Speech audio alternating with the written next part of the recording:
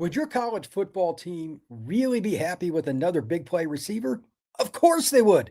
That's why Nick Marsh is going to be a big time commodity. Locked On presents The Portal, the daily podcast covering college football recruiting and everything NIL. Part of the Locked On Podcast Network. Your team every day. Welcome into the Portal Podcast, where you get your daily recruiting, NIL, and transfer portal scoop. I'm your host, Brian Smith, longtime college football recruiting analyst. Thank you for making the Portal Podcast a part of your day, every day, right here on the nation's #1 podcasting network, Locked On. Today, we're going to get to the top college football coaching hires. I've got my list. I've got some thoughts on which ones will make it and which ones will not. That is going to be later on in the show. But the #1 topic is Nick Marsh, the former Michigan State wide receiver, hitting the transfer portal market, why he is a trendsetter, and why certain teams like Miami, LSU, possibly Tennessee, possibly Notre Dame, maybe it's somebody that I'm not even talking about. Maybe it's Florida. They've got a new coaching staff. Who knows?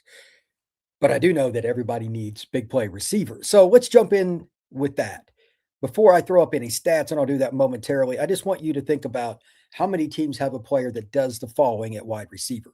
Is 6'3", has tremendous hands, is the guy that can make the one-handed grab in the end zone with the defensive back draped all over him, that has the ability, even when a screen is not very well blocked, and again, he's 6'3", to be shifty, make the first, the second, and possibly the third guy miss, to basically run over somebody when needed, to use his body to shield off a bigger defender at corner that's 6'2". Basically, that has all the physical attributes of an NFL player. How would you like to add that to whoever your favorite team is? Who wouldn't? Nick Marsh, unfortunately, played at Michigan State the last couple of years. He's a Detroit native, wanted to go to state, could have went to Penn State and a lot of other schools, but he chose the Spartans over the Nittany Lions. Now, let's talk about what that really means. He's had an opportunity to see what it's like to struggle and still do okay. All right, now I'm going to, for those of you watching this live on YouTube, I've got the stats up here. Nick is a good player, but these stats are not indicative of just the raw talent. In the last 2 years combined, he has 100 catches. But if he played at LSU, if he played at Southern Cal, if he played at Notre Dame, if he played at Miami or Tennessee, even Florida State, look at Deuce Robinson did at Florida State. FSU was 5-7 this year, but Deuce had over 1,000 yards. Somehow, despite Nick Marsh's ridiculous talent, and I do mean ridiculous, 6'3", 200 plus pounds, he had 59 catches for 662 yards. Not terrible by any means, but he only averaged 11.2 yards per catch. So why is that? Well, for one, the offensive line at Michigan State was optional from play to play, meaning they were just so bad that I can't even put it into perspective. Like if you're an MSU quarterback, you didn't know what you were getting from play to play other than hit underneath your chin strap. That was almost a guarantee in certain situations. With that being stated, I think that if you take that same player this past season, Nick Marsh, and insert it in any of those schools I just mentioned, or even like Penn State, or even a team that is just middle of the road as a passing team, Illinois, whatever, he would have had 850, 900 minimum. And again, like if he's at USC, or if he had like if he played at Notre Dame, he had Jeremiah Love and Jadarian Price in the backfield where they couldn't just put two on him. He's a 1,000-yard receiver at some of these schools. Miami with their running backs, pick a school, Texas A&M with their running backs and their receiving. He would have been a totally different player. So the next question, as you look at these stats here, again, 59 catches, 662 yards, 11.2 yards per catch, 6 touchdowns. He had 3 carries for 11 yards. They didn't really use him that much as a guy on reverses and whatnot. But what would he do at a major school? And you got to ask that question first, because that also brings up the second question. What's the cost? What is it going to take for Nick Marsh to land at school, fill in the blank? LSU, Texas, whatever program you imagine. What's it going to cost? Well, I'll look at it this way. I know Cam Coleman made a little over $1 million this year at Auburn. At least that's what I was told. I'd expect Marsh to get north of 1.5 because there'll be at least one school that does that. Who it is or why, I have no idea. But somebody's going to do it. Maybe it's Oregon. Maybe it's Miami. Maybe it's Tennessee. Those are three of the big box schools that have very deep NIL pockets. There are others. Texas Tech. Would it surprise me if he ended up at Texas Tech? Absolutely not. But at the same time, I don't know what his priority list is. Development, if I was him, would be number one. I don't want to play in an offense that helped me set up for NFL success, like playing with a good offensive line, a good quarterback, has a good running game, has balance. It's going to make me better as a blocker, all the things that I'm going to be graded on at the National Football League draft. Having stated that part, money still talks. So if you get $500,000 offer more at school A compared to school B, it's subjective. So we'll see what he does. But as I've noted, just like when I talked about Sam Levitt yesterday, I think it'll be a very similar list of schools, quarterback and wide receiver. So here are some of them I think that will be involved. Notre Dame, maybe Ohio State. Carnell Tate's probably going to leave after this year for Ohio State, barring something very unforeseen, go to the draft. So Tate leaves. There's going to be a spot open. Would Ohio State at least kick the tires? I'm sure they would. Michigan, I mean, he's Michigan State guy. I doubt he would go to Michigan, but playing with Bryce Underwood, would it shock me? No. Miami, definitely. Oregon, definitely. Tennessee, they're going to lose Brazel. Like there's a lot of teams that are losing guys. Matter of fact, I've got a little list here of some of the guys in general. Like Chris Brazel leaving Tennessee. Those fans are ready for another playoff run. I expect Tennessee to be heavy in this.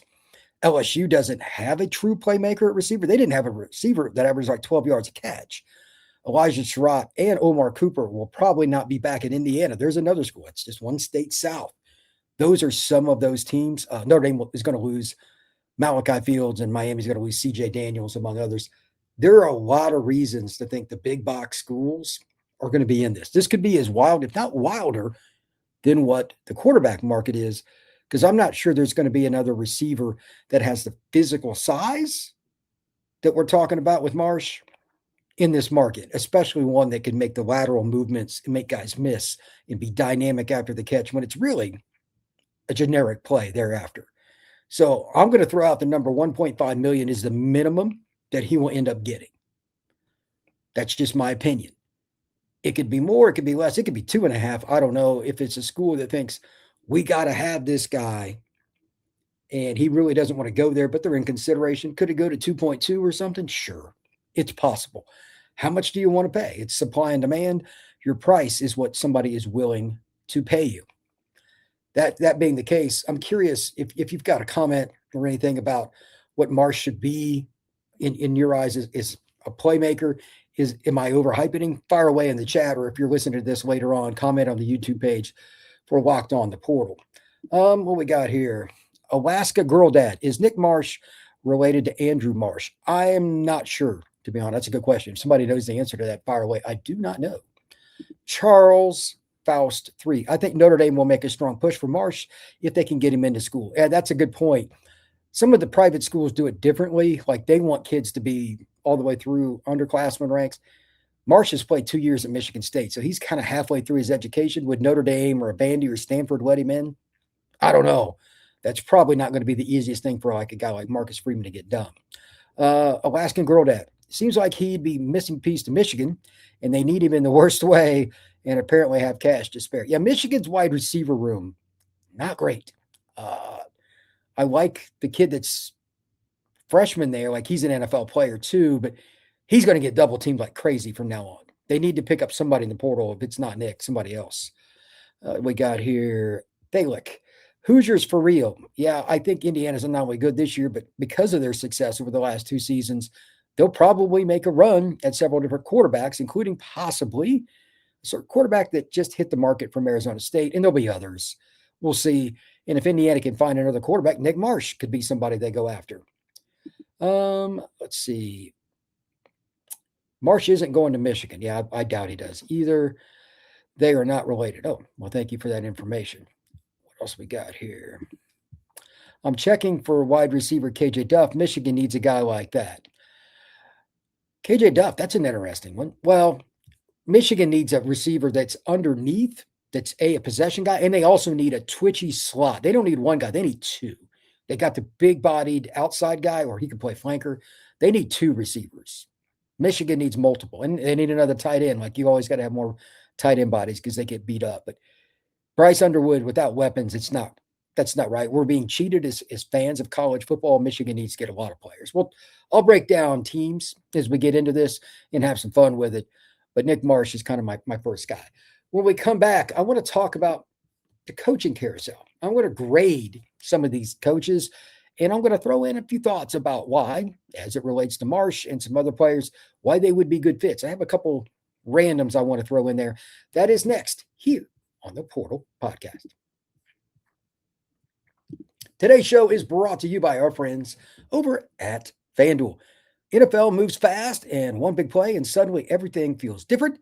That's what makes live betting with FanDuel so exciting. You're not just watching the football game, you're reacting to it in real time. With FanDuel, you can place bets as the action unfolds. Every drive, every momentum swing, every highlight moment. Live betting is best when the game starts to shift. A receiver gets hot, the defense tightens up, or the momentum flips after a turnover. FanDuel lets you jump into the moment whenever you want. Live spreads and money lines adjust instantly. Player props, they get updated as a player heats up. You can even use things like touchdowns, drive results, totals, and everything else you can imagine on FanDuel.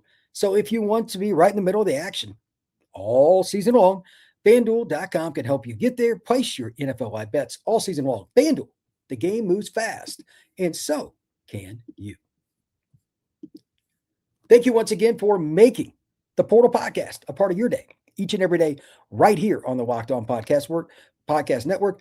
If you have not already, become an everydayer, and we also have another opportunity for you. If you want to get rid of the commercials and all that, you listen to this stuff later on, that's cool. Down in the description, we will have the Everydayer Club that I will put up for the podcast that I upload after the live show. It's $5 a month, or it's like $50 for a year. Eliminate all of the ads. And we also got a Discord server where you can talk football with people. We're just getting it started. I actually just posted talking about the Alabama versus Oklahoma game. I have no idea who's going to win that. That's a tough one. There's going to be a lot of discussion on the Discord. Check it out. Everydayer Club right here on the Locked On Podcast Network with the Portal Podcast. Now let's talk a little bit about some of the top coaches, allegedly the top hires, if you will, in this year's coaching carousel. The first one that I want to bring up probably won't shock too many people. Lane Kiffin. Here are a few of the things that I know about Kiffin going over to LSU. Is he the number one hire? Well, there are a few things to think about. He's obviously a tremendous quarterback coach. He's done that at USC. He's been that way at Ole Miss with multiple guys, putting them in the NFL. He was a guy that did pretty well at FAU down in South Florida. He's a guy that probably is going to be going to LSU and looking for a quarterback. Hello, Sam Levitt. I have a feeling that's going to be a very interesting situation if he doesn't get Trinidad Chambliss another year and him transferring from Ole Miss down to LSU. And speaking of guys transferring, Kiffin has an eye for talent that comes via the portal. Now, he did it when he was building out the Ole Miss roster. It's different at LSU, I will grant you, but that's a really important part. Even if you take fewer of them at LSU, which is pretty much a lock that he will long term, he has an eye for how guys will fit into a program. Congrats to Kiffin and all of those people with his staff at Ole Miss for making that happen. But finally, this is the biggest reason I think there's a chance this will work. Anytime Lane has a problem or a potential great situation, he might be able to make it better because of two people. He is from not only the Pete Carroll tree, but the Nick Saban tree. Having the opportunity to be under those great head coaches helps. And his dad, Monty Kiffin, was a really good coordinator. So you combine all of that, at Orgeron's a friend, et cetera, et cetera. He has a lot of different people that he can pull from. So whether it's a good situation, a bad one, or anything else, I think Kiffin is a guy that is really intriguing at LSU. Here are my concerns about Kiffin, though, as it relates to LSU. These are just real. I'm not trying to bag on Kiffin or LSU, but this is just how it is. That fan base is bananas. I went to LSU for grad school for one semester. I decided to transfer out, nothing personal about it, but to go back home. And I just know from that one semester, it is the most linear place I've ever lived. If it doesn't happen in Louisiana, they don't care. and they don't think there's anybody else that should ever win it. Every single thing you do is magnified tenfold. Kiffin is not a shy character. When something goes wrong, and inevitably it will, his mouth is probably going to get him in trouble at some point. How is he going to handle things? How is he going to be able to handle the scrutiny of somebody saying something to his wife or his daughter out in public? Like, it's a rough job in that sense. If you lose to Alabama your first 3 years, if you have a recruiting battle that's a kid local to Baton Rouge and you don't get him, that they take very serious keeping everybody home that they want. Like, the expectations from LSU fans is not realistic. That's why I think this hire is iffy, and it's not perfect by any stretch of the imagination. I don't think it's the best hire. I really don't. And the next one that I want to talk about is one that could end up being the best for what their situation is. And you could take it any way you want, but that's Alex Golesh with Auburn. First question I have, because he's such an offensive mind that's from the Heupel tree, will Auburn's offense immediately be among the Southeastern Conference's best? You're going to have Cam Coleman. That's kind of a helpful thing. It sounds like he's going to be back. They've got Singleton. They've got Malcolm Simmons. They've got a really good running back that's a 1,000-yard guy. I think that Byron Brown, the quarterback at USF, will end up at Auburn. Maybe I'm wrong, but even if they don't, they'll have Deuce Knight, etc. They're going to have plenty of that. And on top of it, he has proven that he can develop players that, quite frankly, not a lot of people recruited. So long-term, you're good. And he's also a guy that's just a really good recruiter in general. He has been a recruiting coordinator. He's going to be able to sift through that roster, get the right guys in the right places this spring. And I think Auburn will hit the ground running. I think 8 wins is minimum next year. And I think there's a really good chance they will make a playoff run despite a tough schedule. By the way, they host LSU next season. That ought to be a great, great football game. So I think in general, it's a safer pick because the expectations at Auburn are a little bit different. They want to win titles and all that, but they're not LSU. I think it's more likely that Golesh is more successful based on the standard than what Kiffin is. At least you could argue that. So everybody's got their own opinion about that. And if you don't agree, I get it. But I think that Alex Golesh is going to be a tremendous hire. When we come back, a couple of other guys I want to talk about. Penn State got Matt Campbell. Definitely want to talk about John Summerall and many more. That is next here on the Portal Podcast. Today's show is brought to you by our friends at Game Time. The World Cup is coming back to North America for the first time since 1994. 48 teams for the first time ever. It's going to be a massive event. But let's be honest, getting tickets is usually the hardest part for the World Cup. That's why Game Time's app is clutch, finally giving you, the fans, a real advantage when it comes to snagging seats. With Game Time, you can track price drops in real time, get alerts right to your phone when great seats open, and buy tickets when the money hits the fan or the moment it hits the app. You're right there because it comes onto your phone and you can buy them very, very quickly. Puts the power in your hands instead of just guessing on where to get them and how to go about it. And it makes going to the World Cup honestly more realistic. So a couple of key points.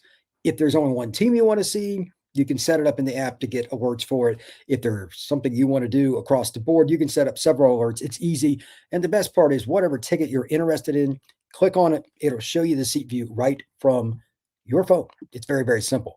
Take the guesswork out of buying World Cup tickets or any kind of tickets with Game Time. Download the Game Time app, create an account, and use code LOCKEDONCollege for $20 off your first purchase. Terms apply. Again, download the app, create an account, and use code LOCKEDONCollege for $20 off. Swipe, tap, ticket, go. Game Time. All right, let's talk a little bit about some of the other really good opportunities that we have for some of these coaches. I think there's several different people that'll be good, but is it across the board? Again, I don't know. I think Alex Golesh is a guy I'm really high on. Klein going back to his alma mater, leaving A&M, going up to Kansas State. I think he will be good. I'm curious to see how he recruits. But here are some other really interesting ones just in general that I like. John Summerall at Florida. He hired Buster Faulkner from Georgia Tech. That is a tremendous all-around hire.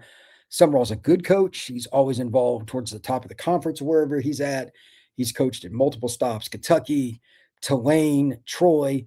He's seen a lot of the Deep South recruiting hubs based on where he's been.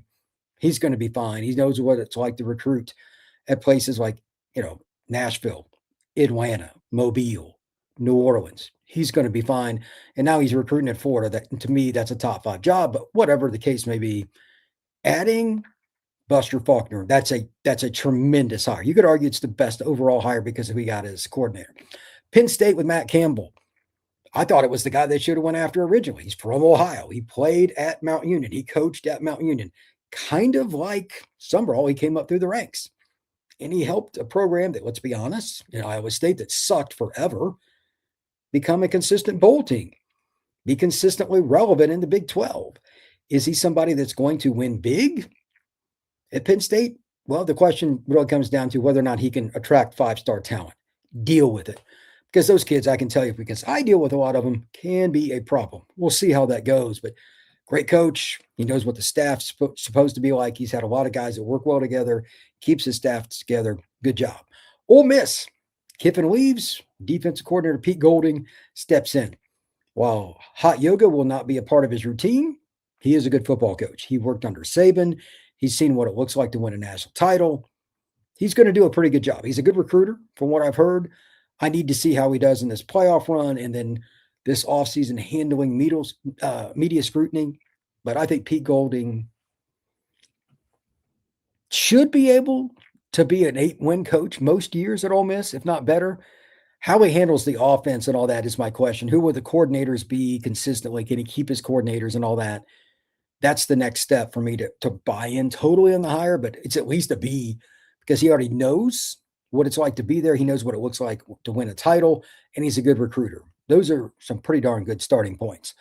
Virginia Tech with James Franklin, that's an AA minus because I didn't expect they would get a coach like that. Now I need to see their boosters support Franklin and make sure he has what he needs as a staff. We know he can recruit. And when I say recruit, I'm not just talking about top 5 classes. I mean, attract talent that will stay. He had an extremely high retention rate at Penn State, and that's just as important as signing the kids. Well, good are they if they're going to leave in a year. He's that guy. So I think Virginia Tech is on the up. Really nice job by the Hokies. Bob Chesney at UCLA, I don't know as much about him, but he's won just about everywhere he's went. He's had like every year, but like one's been a winning season as a coach. He's another guy that came up the ranks. He's not a West Coast guy, though. He's an East Coast guy. How will he do at UCLA? We'll see. Pat Fitzgerald at Michigan State. He's a guy who was at Northwestern forever. That was his alma mater.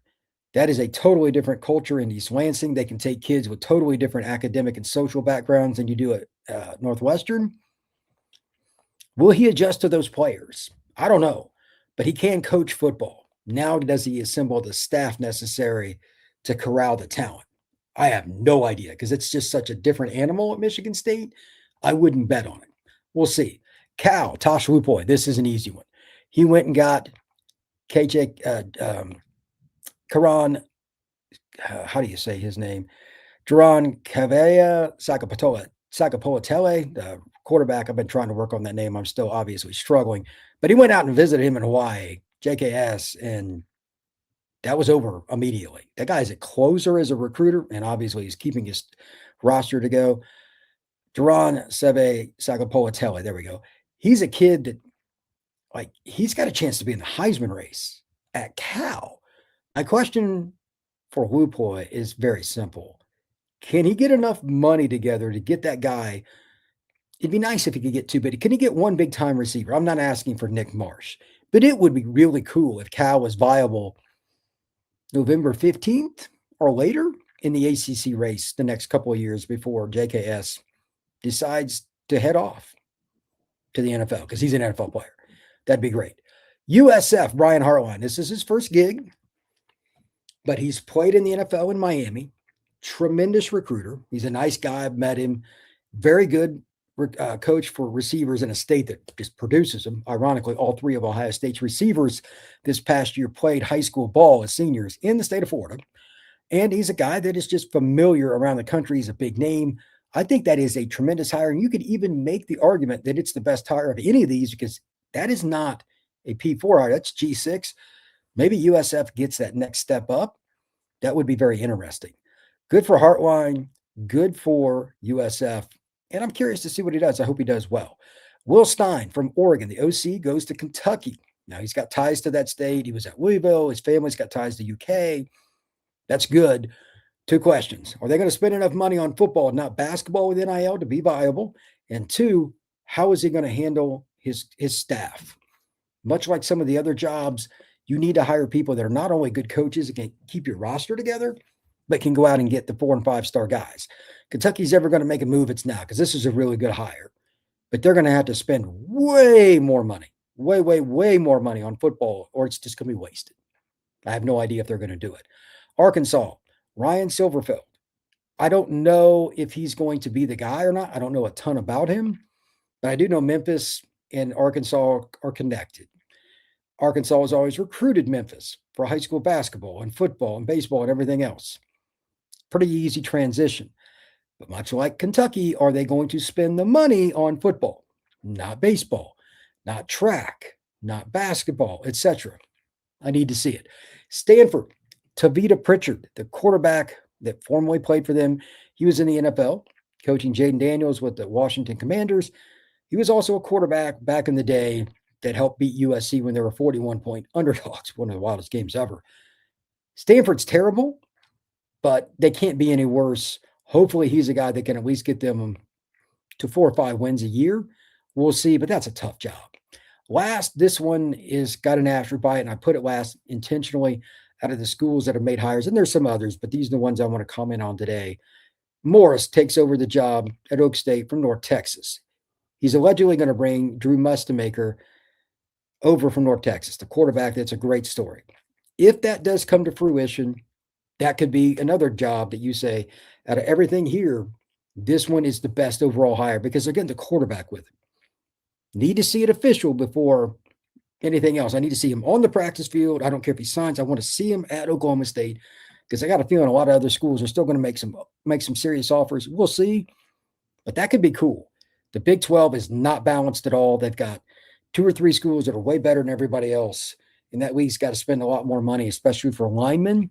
But quarterbacks still matter. Like, it's still the number one position. Don't you think that linemen are more likely to go to Stillwater if Mestamaker goes there? Because I certainly do. Now, for those of you that are wondering, I'm sure there's still going to be some coaching hiring moves that are really important with coordinators. We'll get back to those as time goes along. But right now, this is a wild coaching carousel, and I've enjoyed it. I hope you have too, but there's still a lot of things to look at.